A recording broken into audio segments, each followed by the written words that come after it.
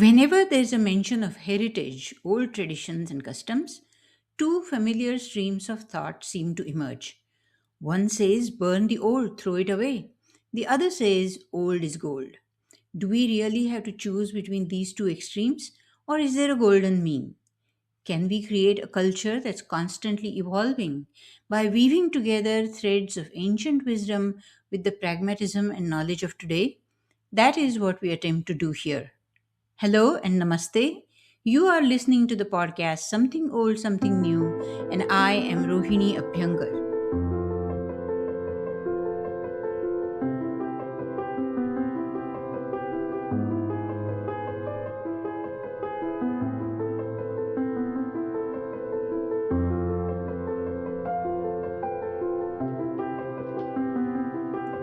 Episode 1 of Chaturthis, Ganesha, and the Wisdom of Beginnings.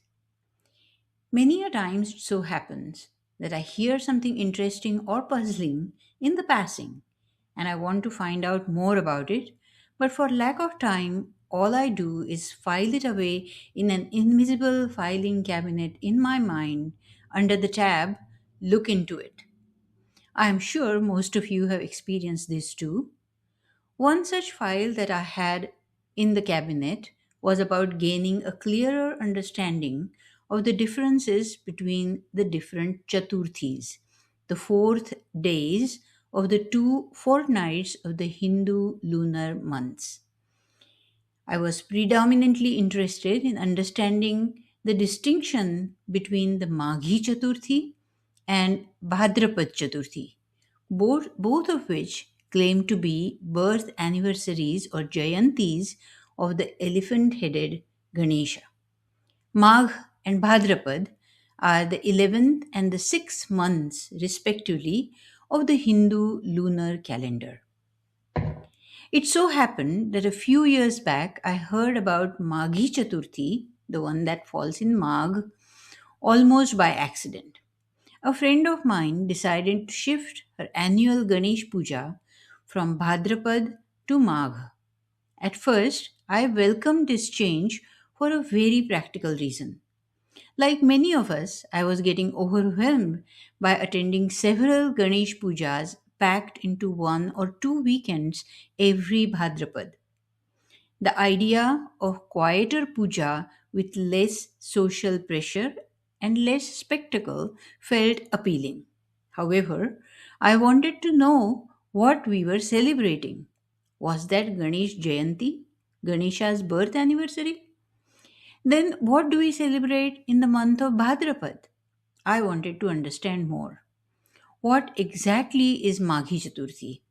And why had I grown up hearing so much more about Ganesh Chaturthi in Bhadrapad, but almost nothing about this observance in Magh? And yet again, I filed these questions away. A few days ago, I had the luxury of finding some time to dive deeper into these questions to get some answers, which is what I want to share here today. Rather than resolving the issue of Ganesh Jayanti right away, I first want to walk you through what I discovered along the way, because the journey itself reveals something important about how Indian traditions think about time, meaning, and practice. I want to begin with the intriguing story of Ganesha's birth from the Shiva Purana. We all have heard of the basic story of Ganesha's creation by Parvati, his beheading by Shiva, the procurement of an elephant head, and his rebirth. It is the background of this story that spoke to me more than the story itself. According to the Rudra Samhita, Kumara Khanda of the Shiva Puran, once Parvati was taking a bath and Shiva's Ganas were guarding the door. Ganas are Shiva's attendants, the many unruly forces, cosmic, social, and psychological. When Shiva approached, they allowed him entry without questioning as he was their lord and master. And Shiva entered Parvati's quarters. She was overcome with an intense awareness of her femininity and modesty. Parvati's friends goaded her into creating her own Gana who would answer only to her and follow her commands. Parvati agreed and one day created a strong male child from the earth. Well, some references also say that she created Ganapati from materials of her own body. She created him to guard her door. She breathed life into him and offered him jewels and good clothes to honor him. He bowed to her, ready to take orders. She gave him clear instructions. No one is to enter without her permission. When Shiva arrived and saw the boy at the door, he spoke these words. And this is a translation of the Sanskrit verses. Move aside, child. I wish to enter my own house. Ganesha replied, I will not allow you to enter, O Lord. My beloved mother Parvati has commanded me. By her order, I stand at the door, firm in my resolve. And the dialogue continues. Shiva Purana describes a long back and forth between Shiva and Ganesha via the Ganas. It depicts the moral dilemma faced by Shiva, the flawless arguments presented by Ganapati, and ultimately a masterstroke where Ganesha challenges the Ganas to go ahead and fight him.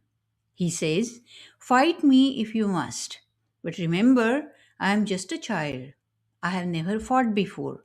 You Ganas have fought many battles and won. If I lose, it will not be a big deal. But if you lose, where will you all hide? A fierce battle ensues.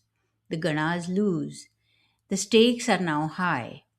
Vishnu enters the fray with his army and joins Shiva. Learning this, Parvati creates two feminine energies to assist Ganesha, and together they defeat all the Devatas and Shiva. Eventually, Shiva realizes that Ganapati cannot be subdued in a direct battle. So Shiva and Vishnu scheme to use deception, and eventually Ganesha is beheaded. Parvati, the ultimate Shakti, learns about this and her grief turns to fury. She summons all her forces and vows to destroy the world. A deluge is set in motion. Everyone is scared out of their wits, and rishis approach Parvati and ask for forgiveness. She agrees but sets forth two conditions. One, that Ganesha be brought back to life and appointed the head of all the Ganas. Shiva gives in, and we know the rest of the story. An elephant head is procured, and the elephant headed Gajanana, Gaja meaning elephant, Anana means face, hence Gajanan is reborn. He is appointed as the master of all the Ganas and becomes Ganesha, Gana plus Isha, and granted the right to be worshipped first. After the appointment of Ganapati as the head of Ganas, the order returns to the universe. Viewed through the lens of sociology, the Shiva Puran story can be seen as reflecting a tension between Shaivas and Shaktas, that is, between Shiva worshippers and Shakti worshippers, between transcendental authority and embodied power. If Shiva and Shakti are the two sides of a coin, then what's the resolution? Who dominates whom? The resolution is not dominance by either side, but integration. Ganesha emerges as the son of both Shiva and Shakti, acceptable to both the traditions, eventually forming the basis of Ganapatya worship. To put it differently, Power alone destabilizes, creation alone overwhelms. What is needed is discernment at the threshold. That probably is the reason for placing Ganesha at the threshold.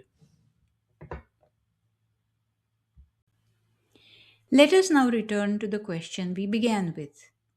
When is the birth celebration of Ganesha? Is it in Bhadrapad or Magh? The Shiva Purana places Ganesha's narrative birth in Bhadrapada. That is the story level answer. To examine the Magh Chaturthi worship, we have to consider not the story level Ganesh, but the Ganesh principle. The Ganesh Puran, composed later within the Ganapatya tradition, sheds light on it. It is not concerned with the historical sequence at all. It presents Ganesha as a timeless, self manifested principle that proceeds action and therefore lies outside the calendar time. The two texts, Shiva Puran and Ganesha Puran, are not meant to be synchronized. They speak from different theological standpoints and from different conceptions of time. One answers the question, what happened? The other answers, what does Ganesha represent? Two Puranas, two ways of thinking about time. Maghi Chaturthi does not come from the narrative birth.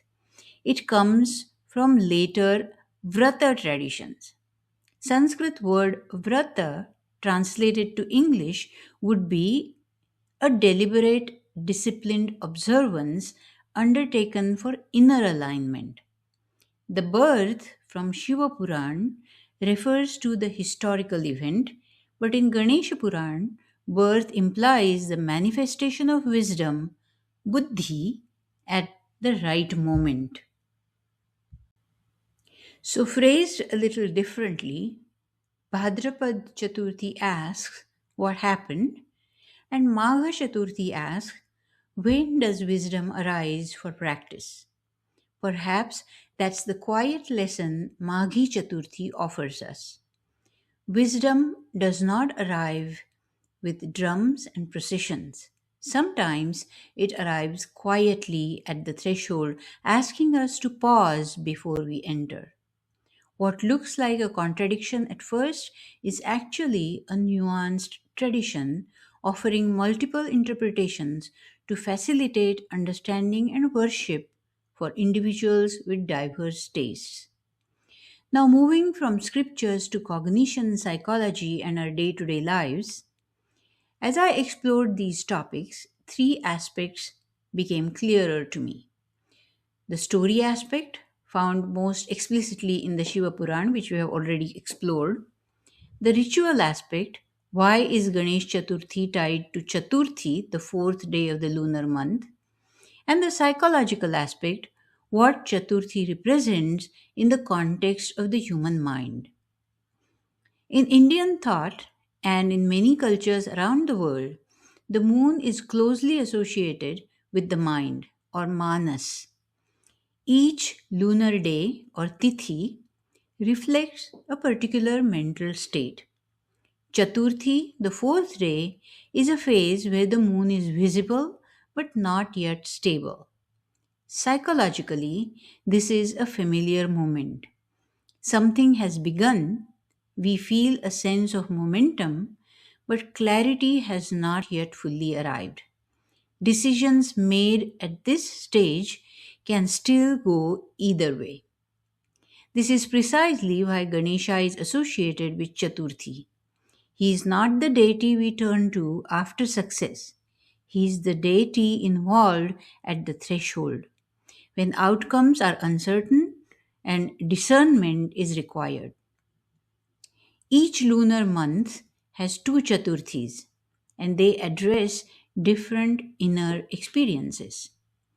Vinayaki Chaturthi, during the waxing moon, is associated with beginnings. The mind is expanding, just like the moon, but still vulnerable. The prayer here is preventative. May obstacles not arise. Sankashti Chaturthi, on the other hand, during the waning moon, when the moon is shrinking, speaks to a different state. Difficulties are already present. Amavasya or new moon is already approaching. Energy is lower. The prayer here is restorative. Help me get through what I am facing.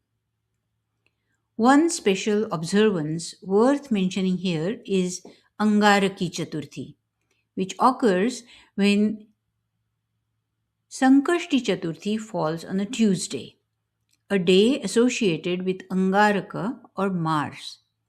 Tuesday carries the symbolism of intensity, energy, urgency, even anger, the very forces that often lie behind persistent obstacles.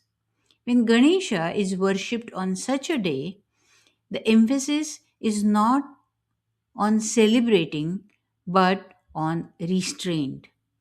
Angaraki Chaturthi is traditionally observed with greater discipline, sometimes through stricter fasting, and the prayers are directed towards gaining clarity in moments of pressure, controlling impulsive actions, and navigating conflict without being consumed by it. Seen this way, Angaraki Chaturthi is less about astrology and more about psychology, a ritual reminder to bring discernment to moments when life feels reactive, demanding, or emotionally charged. Together, these observances quietly mirror real life, starting something new and enduring something hard.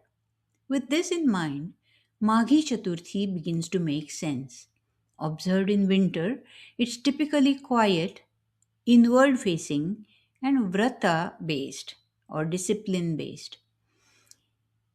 There is no grand procession, no loud celebrations. The emphasis is on restraint, reflection, and clarity. Bhadrapad Chaturthi, on the other hand, is outward and communal. While it does appear in traditional Vrata literature, the large public Ganeshotsav most of us recognize today took shape much later, especially through the efforts of Bal Gangadhar Tilak during the freedom movement. Ganesha moved from homes into public spaces, becoming a symbol of collective identity. Already, we can see that these two observances are doing very different kinds of work, one inwards, one outwards. Whether we are initiating an outward movement or an inward transition, Ganesha, standing at the threshold, reminds us to pause, gain clarity, set intentions, be resolute, and then proceed. I'll stop here for today. Had you heard about Maghi Chaturthi before? How do you see these different layers of tradition? Do share your thoughts. Till next time, Namaste.